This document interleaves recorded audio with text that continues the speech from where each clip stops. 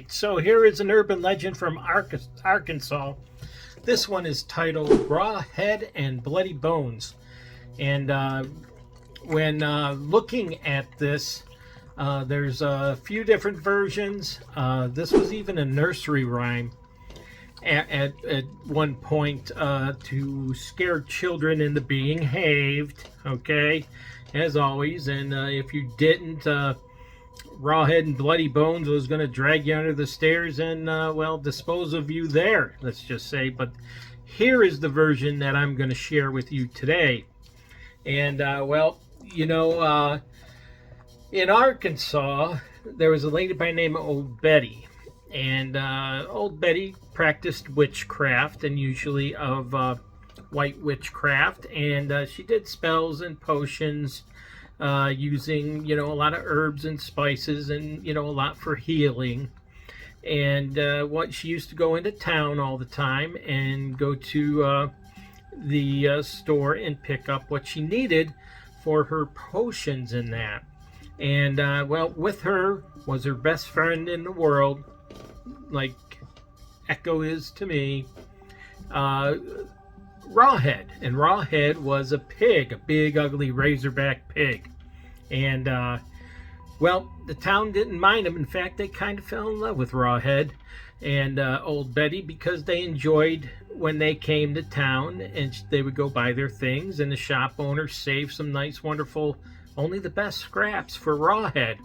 And, you know, they would get them, and Rawhead would enjoy them immensely. And then, you know, Old Betty came to town for a while, and without Rawhead. Finally, the shop owner asked, well,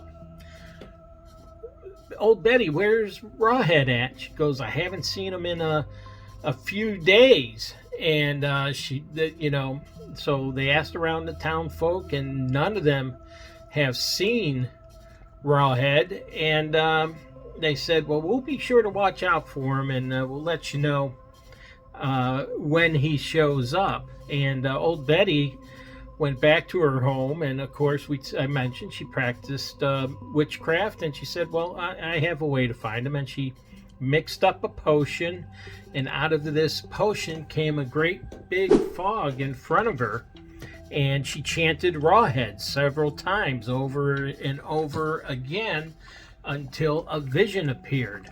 And this vision was of a hunter.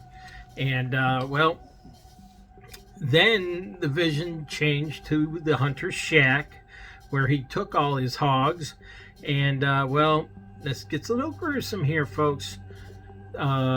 She saw Rawhead hanging on a meat hook. He had been gutted, and below him was a pile of bloody bones. Well, a tear, you know, imagine so, fell from Betty's eyes. And, well, Betty decided, well, you know what? I do know a little black magic. And, well, she took to mixing a very vile potion and chanted Rawhead and Bloody Bones over and over again until a bolt of lightning came out of the potion and went and struck that pile of bloody bones. All right, and then the bones connected back together, and then grabbed Rawhead's head and put it back on.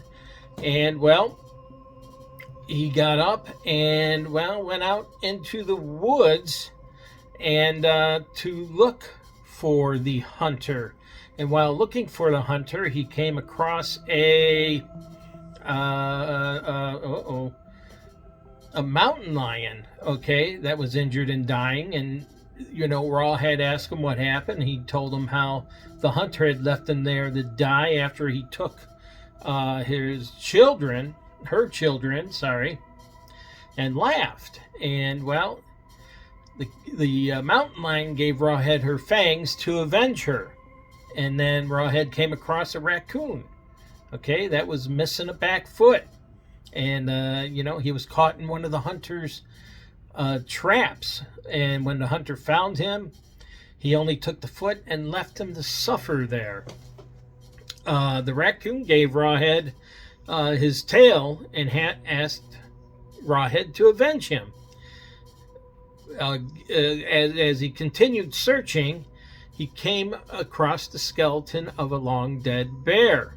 And, Rawhead swore vengeance for the bear and took his claws. That night, when the hunter returned home, he went to the stable and he heard a rumbling. And he heard this sentence: "The animals of the forest have come for you, huntsman."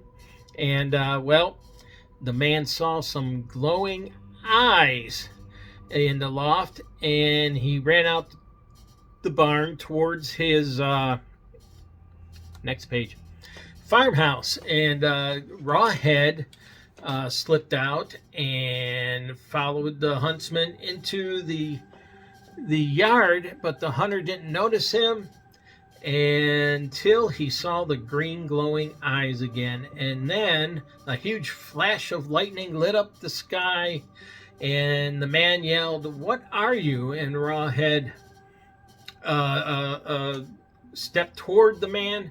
He said, "I am Bloodybones, the spirit of all you have wronged." And that was the end of that, because old Betty had to smile because she heard the hunter screaming over the storm in the distance.